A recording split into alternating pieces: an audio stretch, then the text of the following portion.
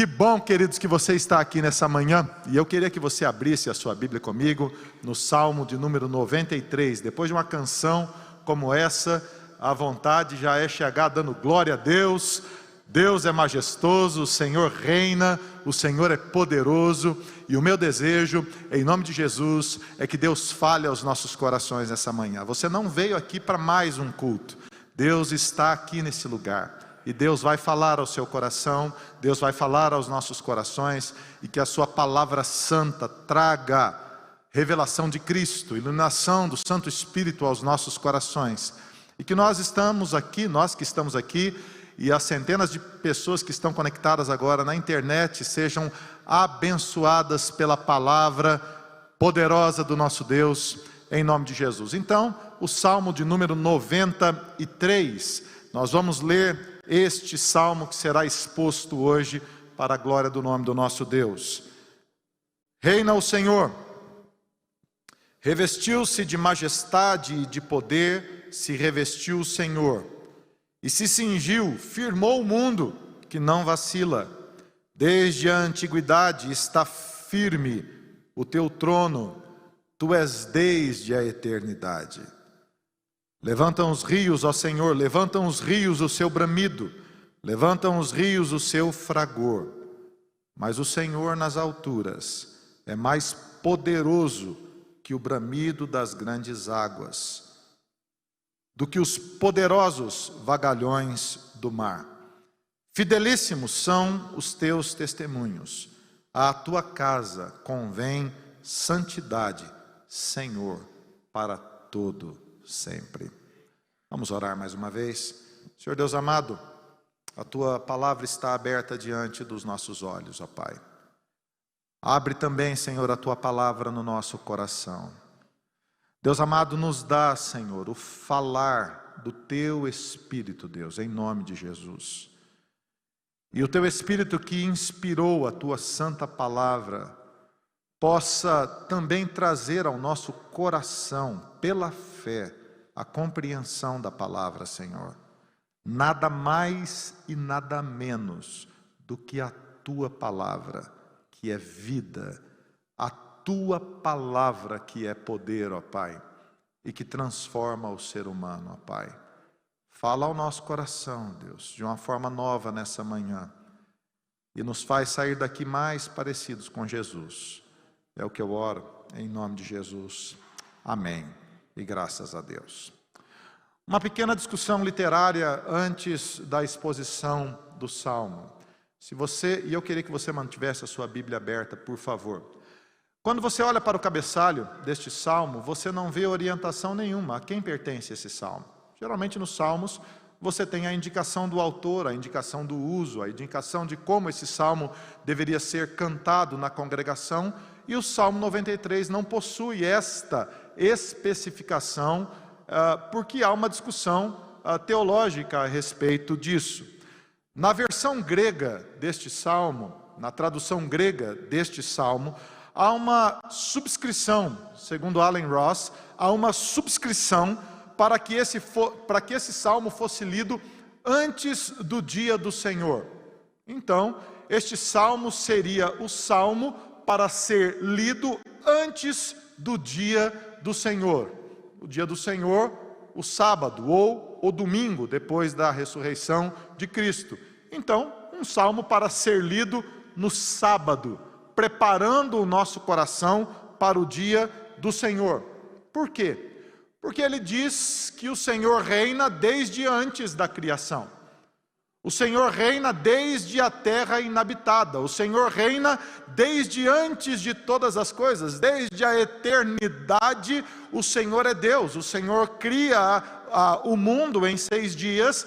E o descanso do Senhor significa o reinado eterno do Senhor. Sendo assim, o uso do Salmo é para que ele fosse liturgicamente lido no dia anterior ao dia do Senhor.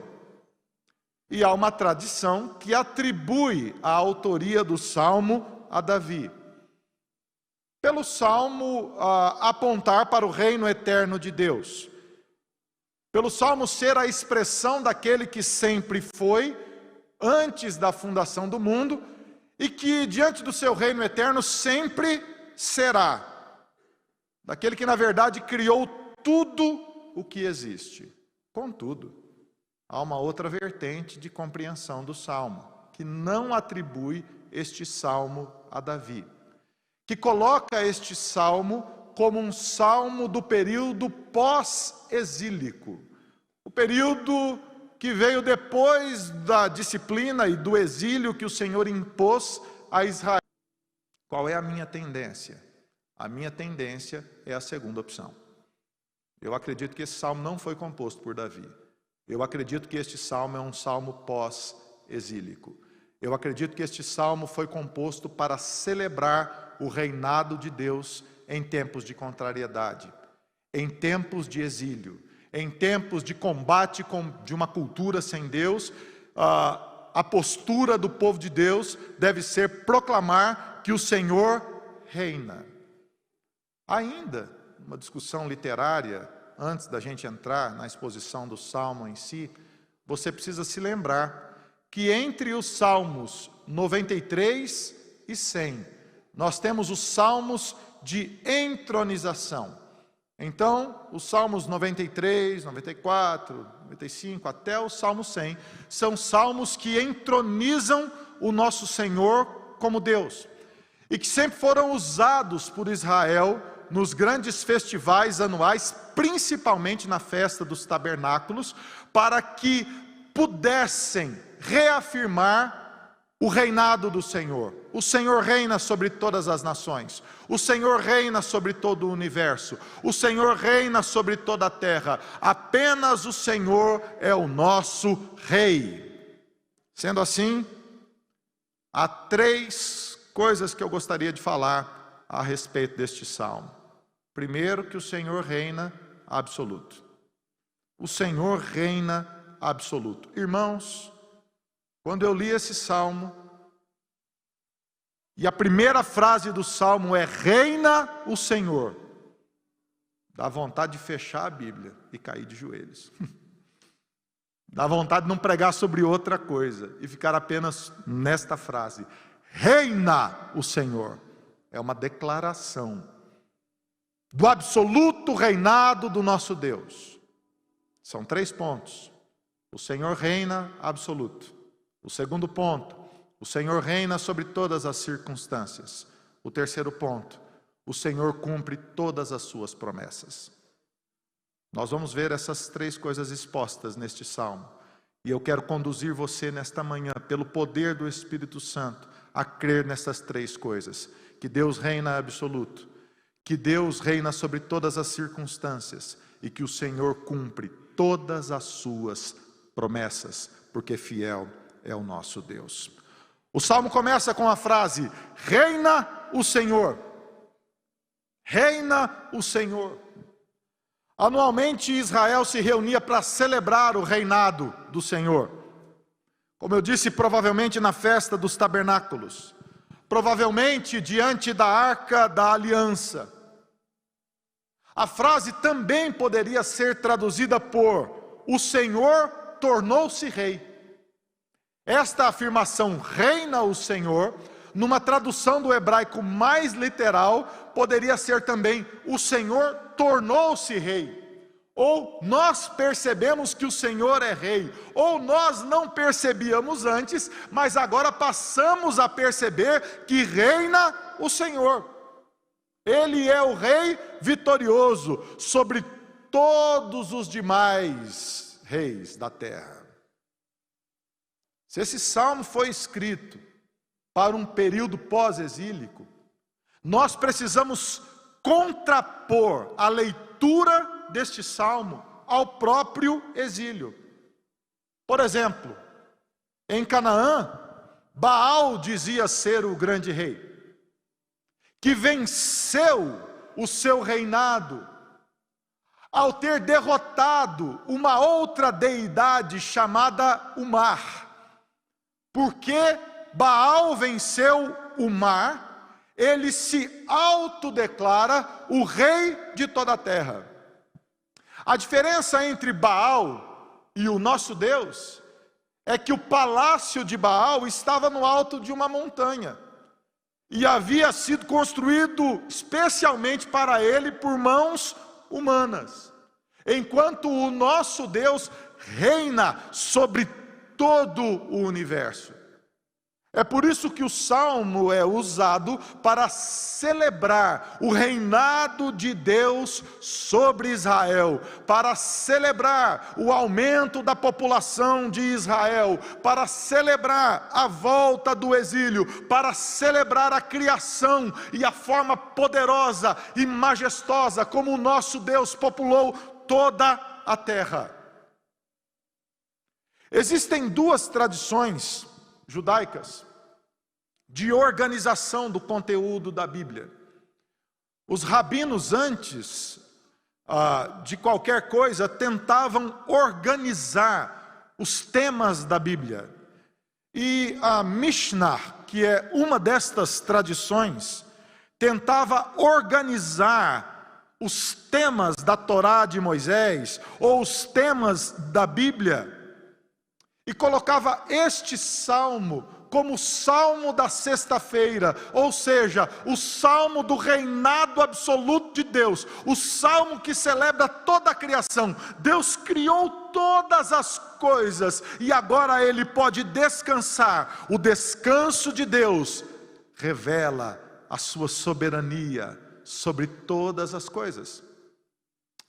Uma outra tradição rabínica chamada de o Talmud, ou Rosh Hashanah, também uma coletânea de livros contendo discussões rabínicas sobre a Torá, liga o salmo à criação.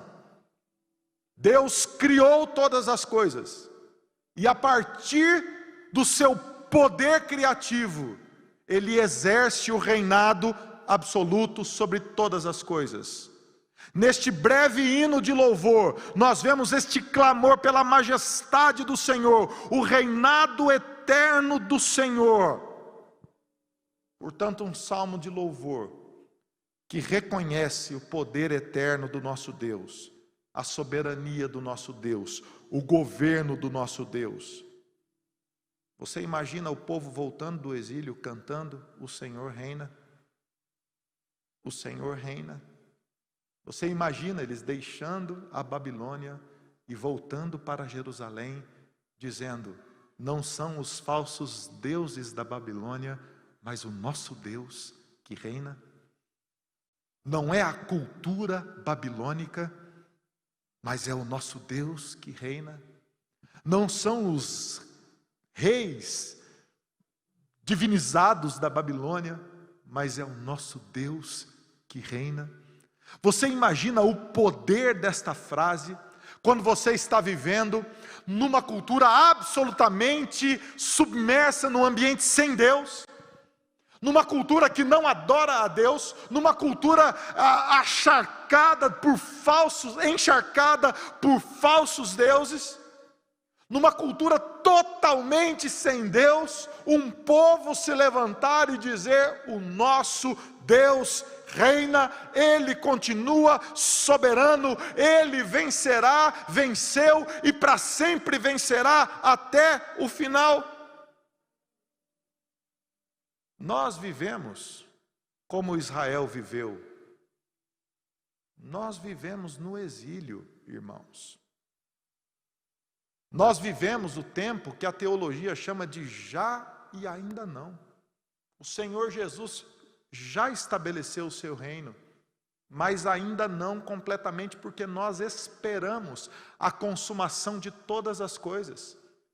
E nesta cultura que nós vivemos, nós estamos totalmente similares a Israel na Babilônia, cercados de falsos deuses,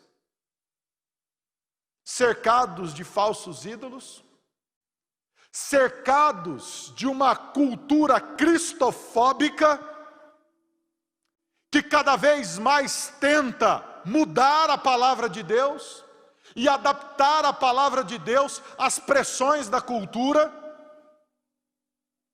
Nós vemos, a exemplo do exílio, estátuas sendo levantadas a deuses falsos, e os cristãos sendo convidados a se prostrarem a estes deuses falsos da cultura, filhos do iluminismo, filhos da teologia liberal, filhos de uma intoxicação teológica que tenta mudar a palavra de Deus e prostrar o povo de Deus a esta cultura diabólica, que tenta mudar a identidade do povo de Deus,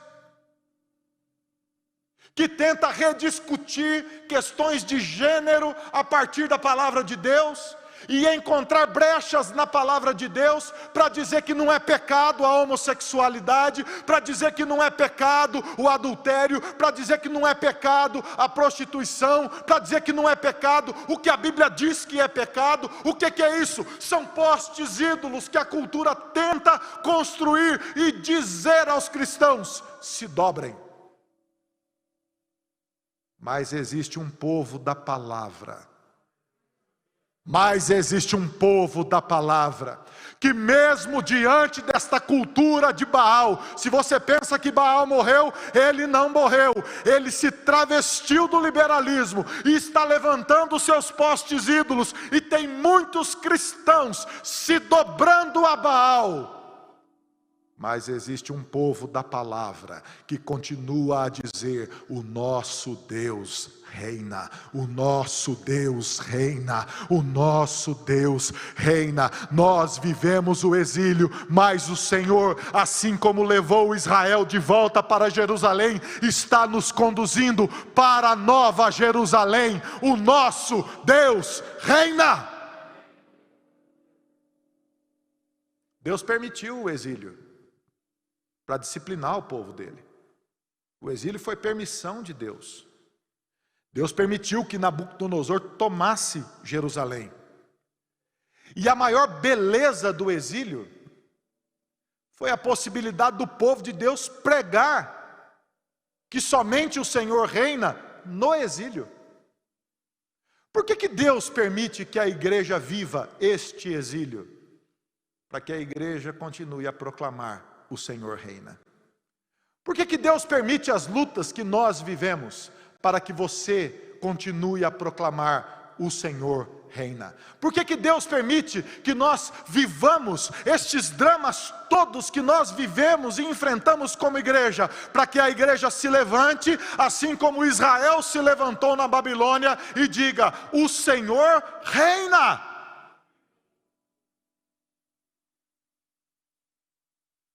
O livro de Daniel expressa isso muito bem.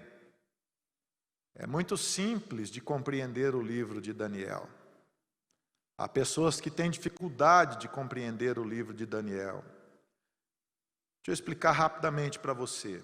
Os 6 primeiros capítulos de Daniel explicam como Daniel e os seus 3 amigos, que talvez você os conheça pelos nomes babilônicos, Sadraque, Mesaque e Abednego, como eles enfrentaram e resistiram e proclamaram que o Senhor é Deus à cultura babilônica.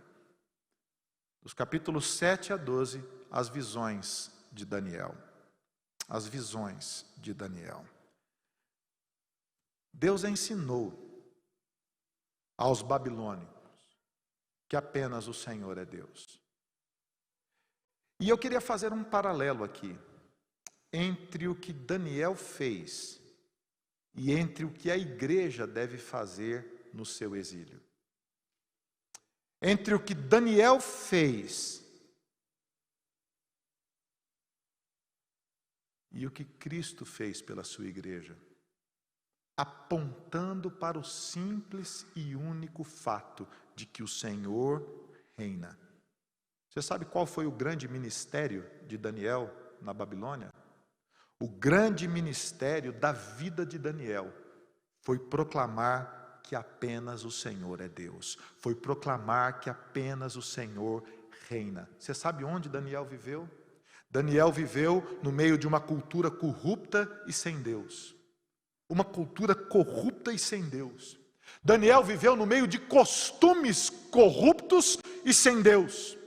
Ele viveu numa situação de humilhação, de escravidão, totalmente desfavorável. Era assim a vida de Daniel. Ele enfrentou todas as contrariedades possíveis de uma sociedade pagã e sem Deus. E no meio de toda essa contrariedade, Deus levanta Daniel como profeta para dizer: o Senhor reina. E porque Daniel aponta para Deus, nos 6 primeiros capítulos, dos capítulos 7 a 12, ele aponta para Cristo.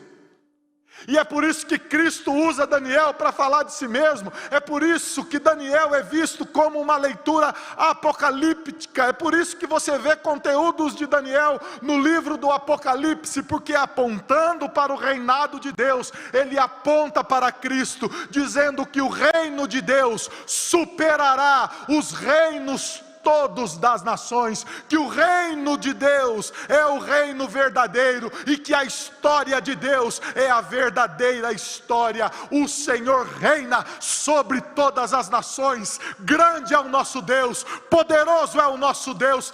Caiam as nações e viva o nosso Deus.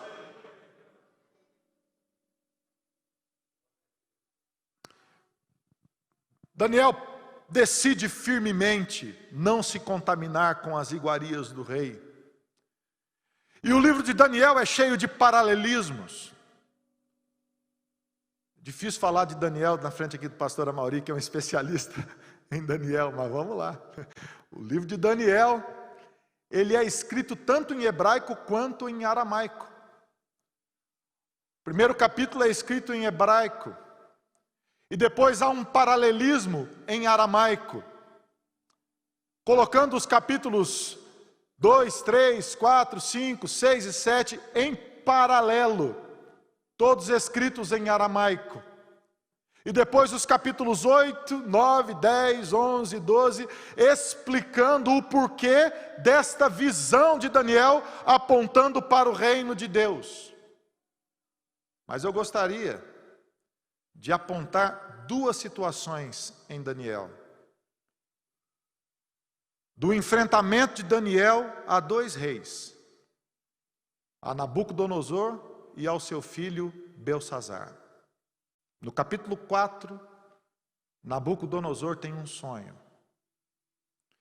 E os magos não conseguem interpretar este sonho de Nabucodonosor.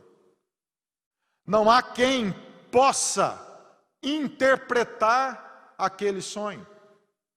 Você precisa se lembrar que no capítulo 2, Daniel já havia interpretado um sonho de Nabucodonosor. Eles se lembram então de Daniel. Nabucodonosor conta o sonho a Daniel, e eu quero destacar 3 coisas que são ditas, uma por Nabucodonosor no próprio sonho e 2 por Daniel, para você entender qual é o papel de Daniel na cultura babilônica. Daniel, no capítulo 4, o verso 17 diz assim: esta sentença é por decreto dos vigilantes a esta ordem por mandato dos santos. Presta atenção agora. A fim de que conheçam os viventes que o Altíssimo tem o domínio sobre o reino dos homens. E o que dá a quem quer, e até o mais humilde dos homens constitui sobre eles.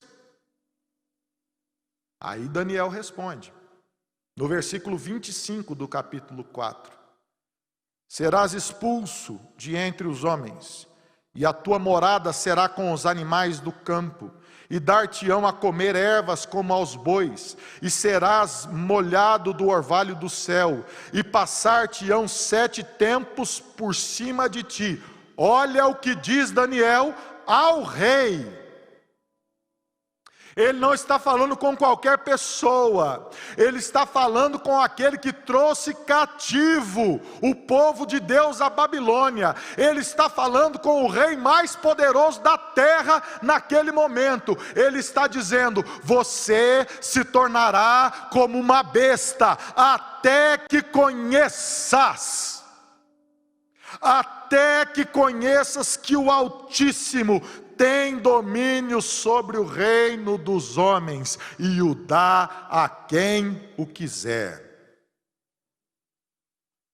Versículo 32: serás expulso de entre os homens, e a tua morada será com os animais do campo, e far-te-ão comer ervas como as dos bois, e passar-se-ão 7 tempos por cima de ti. E Daniel diz de novo a Nabucodonosor: até que você aprenda, até que aprendas que o Altíssimo tem domínio sobre o reino dos homens e o dá a quem o quiser, a fim de que você conheça, Nabucodonosor, até que você conheça e até que você aprenda que apenas o Senhor é o rei e ele dá este reino a quem ele quiser,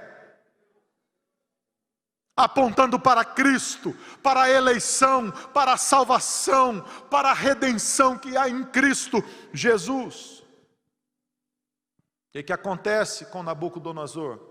Ele enlouquece, se torna como uma besta selvagem, até que se arrepende, e o Senhor o devolve à razão, e o devolve ao reino. Não foi assim com o seu filho Belsazar. Belsazar, ele faz uma festa no seu palácio, e ele tem a pior ideia que alguém poderia ter na vida.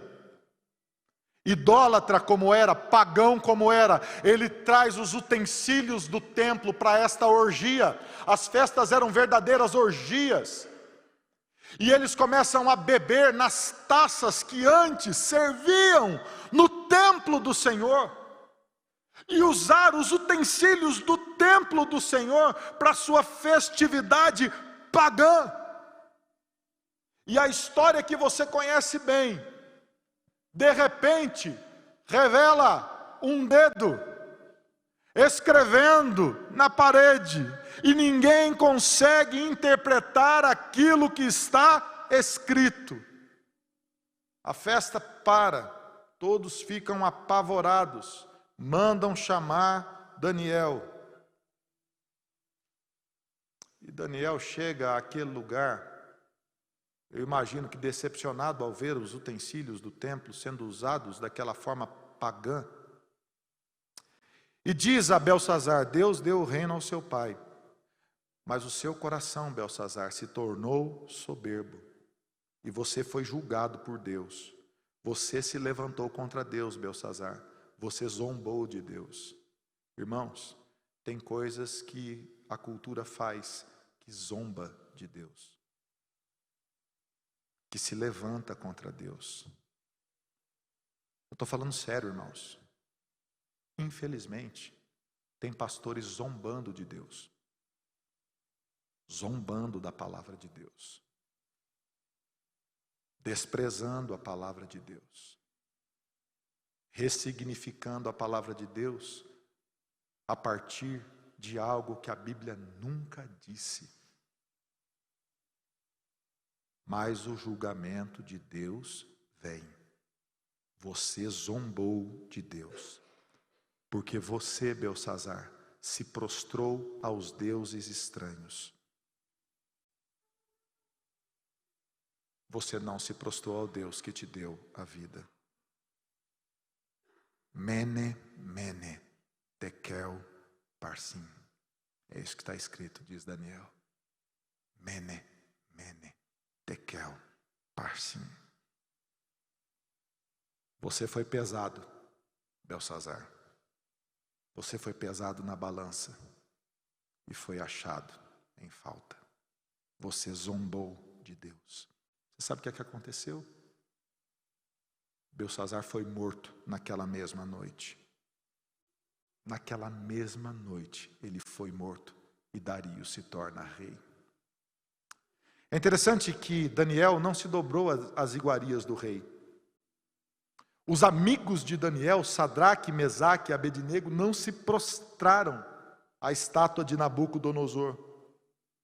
Daniel, que julgou Beltsazar, foi lançado por Dario na cova dos leões. Você imagina o que é isso? Depois de ter sido usado por Deus para falar que apenas o Senhor Deus reina a Nabucodonosor, para falar que apenas o Senhor Deus reina a Beltsazar, Dario o lança na cova dos leões.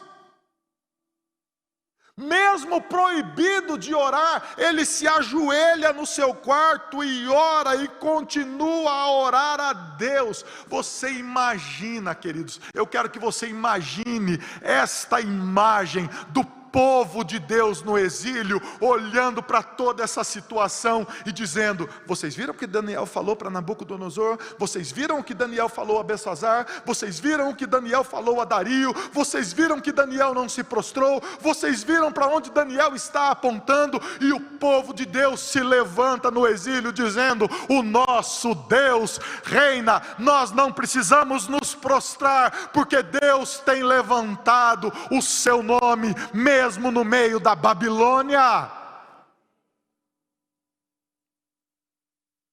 Nós vivemos no exílio. E o exílio, que é essa cultura que nós vivemos, tenta mudar o nosso nome, tenta mudar a nossa família, tenta mudar quem nós somos, tenta mudar a forma da gente enxergar as coisas. O exílio é essa cultura que nós vivemos, que insiste em dizer que Deus não é Deus. Nós vivemos, irmãos, o início. Presta atenção no que eu vou falar agora aqui. Nós vivemos um início de um tempo de cristofobia. É o início. Ainda não está ruim. Há irmãos nossos sendo presos nos Estados Unidos por pregar Cristo. Há irmãos nossos sendo presos na Europa por pregarem Cristo. Há irmãos nossos em todo o mundo sendo processados por pregarem o Evangelho. Os pastores nos Estados Unidos, eles têm que pagar seguro, de tantos processos que eles levam por pregarem o Evangelho. Nós vivemos um tempo de cristofobia, é o início. Essa luta ideológica que nós vemos hoje, direita e esquerda, pouco interessa para a igreja, porque tanto na direita quanto na esquerda está o desejo do Estado de controlar o que a igreja diz. Cristofobia. Quem disse que o Estado tem que dizer o que a igreja diz? É a igreja que diz ao Estado: o Senhor reina. E não interessa quem está no poder, a igreja jamais calará a sua voz, porque esteja à direita ou à esquerda, nós estamos no exílio, não é aqui, é a Nova Jerusalém, é para lá que o Senhor nos conduzirá, e até lá nós vamos pregar a verdade. O Senhor reina. A cultura insiste. Na Babilônia, mudaram os nomes de Daniel e dos seus amigos. Você sabe o que significa Daniel? O Senhor é o meu juiz. Você sabe o que significa o nome babilônico de Daniel? Beltesazar? Significa que um Deus, que é o Deus de Nabucodonosor, proteja a sua vida. O nome dele representa Bel, ou Baal, o Deus de Nabucodonosor. De Deus é meu juiz, para que Baal proteja a sua vida.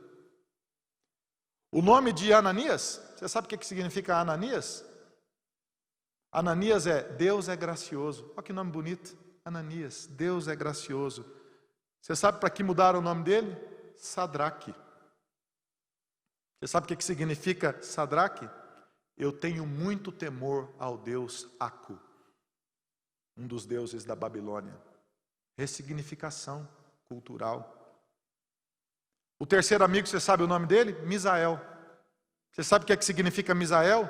Misael é quem é como Deus, ou melhor, ninguém é como Deus. Misael significa isso, ninguém é como o nosso Deus. Olha que nome lindo! Se eu tivesse um quarto filho, dava vontade de pôr Misael.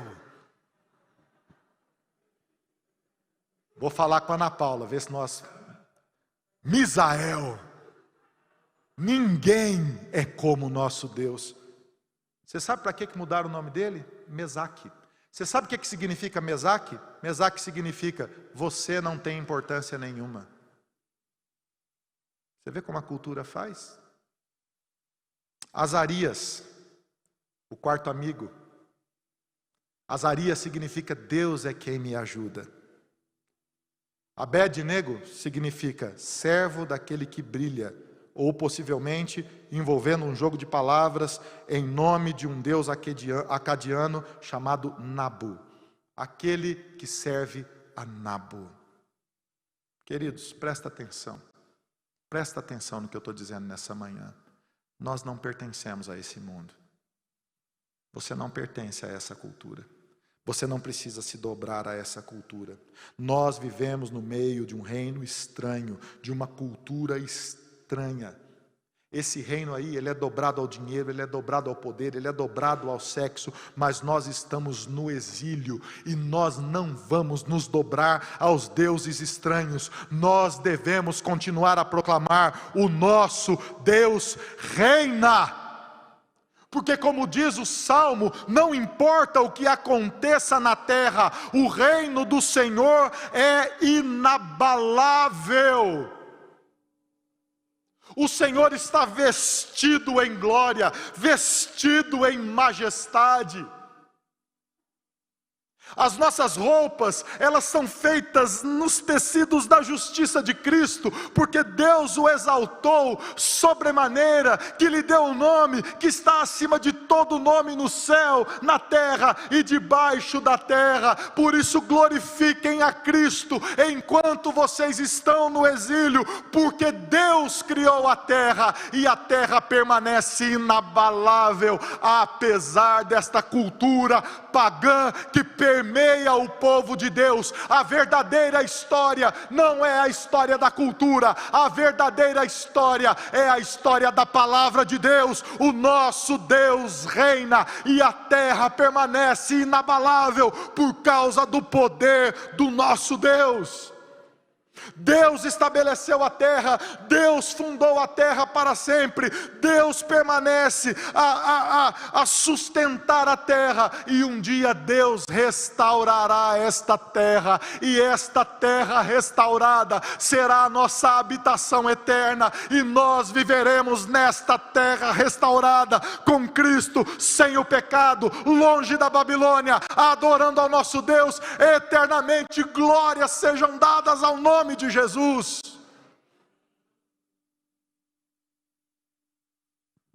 Deus é maior do que todas as circunstâncias.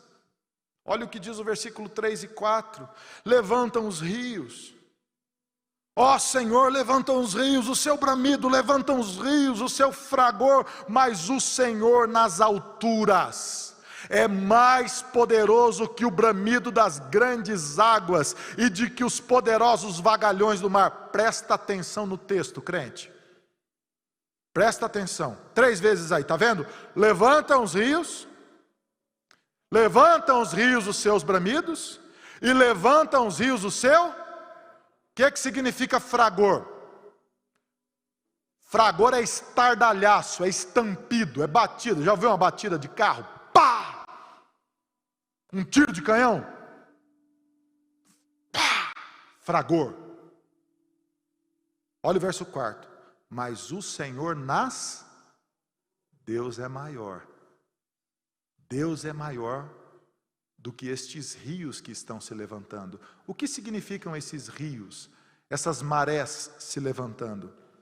Todas as vezes que a Bíblia fala sobre águas tempestuosas ou águas fragorosas, sempre está falando de nações que estão tentando se levantar para vencer o nosso Deus. É sempre para aí que a Bíblia aponta. Então, todas as vezes que você vê, levantam-se os rios, levantam-se as águas, o fragor das águas, são nações tentando se levantar para vencer o nosso Deus. Mas o nosso Deus é maior. Mas o nosso Deus nas alturas reina poderoso. Olha o que diz o Salmo 46. Põe na tela aí, o brother. O Salmo 46, 1 a 3. Deus é o nosso refúgio e fortaleza. Ô povo de Deus, Deus é o nosso refúgio e fortaleza, seguro, bem presente nas tribulações. Portanto, nós não temeremos.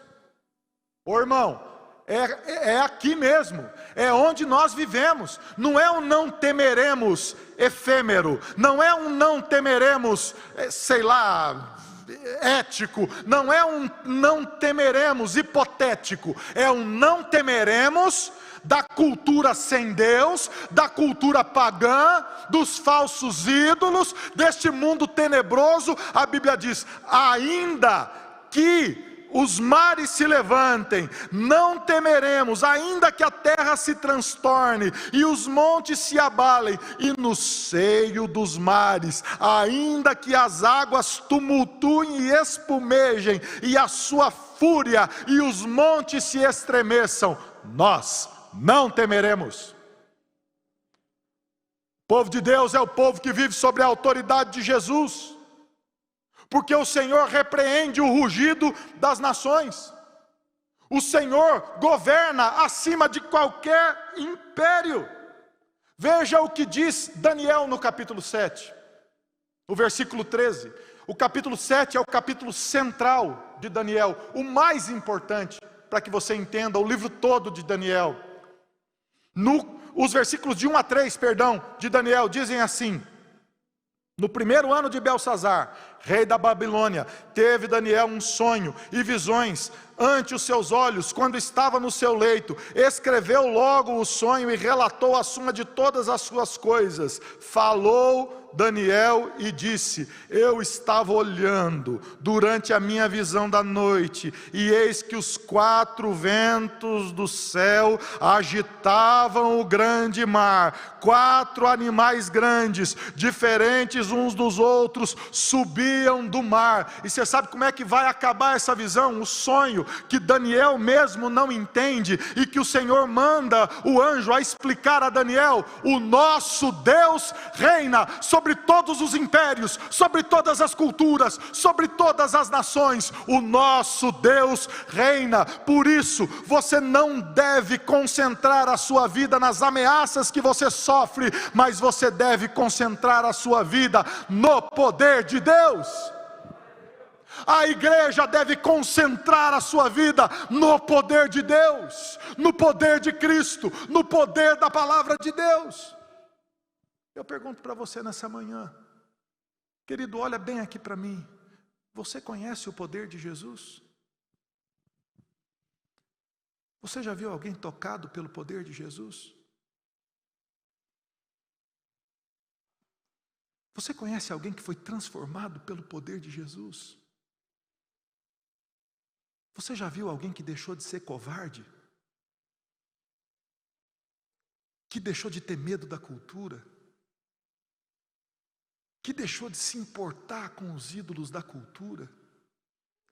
Você conhece alguém que foi tomado pelo Evangelho, e o Evangelho acendeu um fogo no coração, e que nada mais importa na vida dessa pessoa a não ser proclamar esse Evangelho? Você conhece alguém que foi tocado por aquele que acalmou a tempestade com a sua voz? Que aos ventos dos mares, ou aos ventos das nações, ele disse: shh. Eu fico imaginando essa confusão política, ética, esse transtorno que nós vivemos no nosso mundo, e Jesus olhando para tudo isso e dizendo: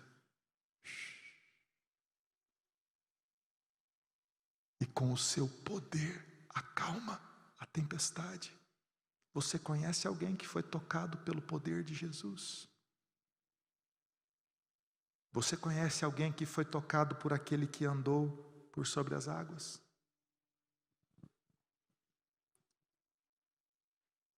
Jesus diz para você, como diz para Pedro: venha, ande comigo sobre as águas.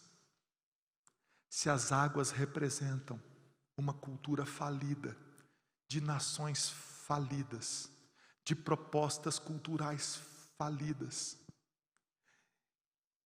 enquanto aqueles que não conhecem a Jesus se dobram à cultura, aqueles que são filhos de Deus e que foram tocados por Jesus, são convidados: sai do barco e venha andar comigo sobre as águas. Você conhece alguém que foi tocado pelo poder de Jesus? Venha andar sobre as águas. Jesus venceu a tempestade, Ele venceu o mar. Jesus é a água viva, e aquele que bebe dessa água viva jamais terá sede. Aquele que crê em Jesus, rios de água viva fluirão do seu interior. A água do batismo nos purifica e nos coloca nessa união mística profunda com Cristo. E pelo meio do batismo recebemos agora o dever de vivermos a vida com Cristo. Eu fico imaginando aquele paralítico esperando a água se mover. Esperando a água se mover, e de repente a água viva estava do lado dele, e o curou, e ele não precisou esperar nada, porque a água viva o curou. Este é o nosso Deus. O mar já foi vencido. Em Apocalipse o mar já não existe mais. Em Apocalipse existe um rio de água da vida que corre do trono de Deus. E no final do Apocalipse, no capítulo 22, o versículo 17 diz: e o Espírito e a noiva dizem: vem. Aquele diz: ouve, vem. Aquele que tem sede, venha. E quem quiser, receba de graça a água da vida. Para terminar essa mensagem, Deus sempre cumpre as suas promessas. Amém, queridos? Fidelíssimos são os seus testemunhos. Pergunto para você: o que você faz quando você é cercado pelas tempestades? Responde para mim. O que você precisa desvirtuar a palavra de Deus e vão sucumbir à cultura. Mas o nosso Deus se levantará e gloriosamente vencerá. O nosso Deus se levantou naquela cruz e venceu o inferno e a morte. O nosso Deus, Cristo Jesus, está glorificado, assentado à direita de Deus, e um dia Ele voltará e nos levará para a Nova Jerusalém. Este exílio terá um final e nós glorificaremos o nosso Deus eternamente na sua presença.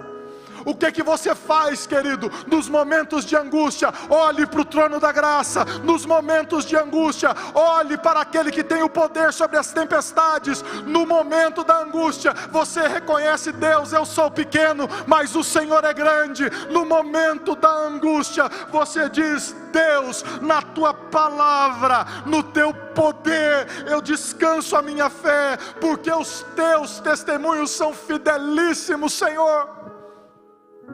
Se levantarão falsos profetas, se levantarão falsos ensinos, se levantarão falsos mestres, nunca faltarão escarnecedores da palavra. Satanás tem atacado a palavra de Deus desde que ele mentiu para Adão e Eva em Gênesis, quando ele disse: não foi bem isso que Deus quis dizer. Queridos, mas o que eu venho dizer para você nessa manhã é que a palavra de Deus permanece eternamente e que o nosso Deus reina. O nosso Deus reina. O que eu estou dizendo para você é que o Brasil, os Estados Unidos, a Europa, o Oriente Médio, é tudo Babilônia. lugar de falsos deuses, mas nós, como igreja de Jesus, fomos chamados para glorificar esse Deus maravilhoso. O nosso Deus reina. Fica de pé, igreja. O conselho do Senhor dura para sempre. O conselho do Senhor dura para sempre. O nosso Deus reina. Aleluia. O que é que você faz durante os tempos de tempestade? Você glorifica a Jesus, amém, queridos? O que é que você faz no tempo da tempestade? Você glorifica a Jesus. Quanto mais a pressão se levantar, mais você glorifica a Jesus. Você é cheio de Cristo. Cristo encheu a sua vida. Cristo encheu a sua vida. Cristo encheu a sua vida. Cristo encheu a sua vida. Cristo encheu a sua vida. Então proclama: somente o Senhor reina.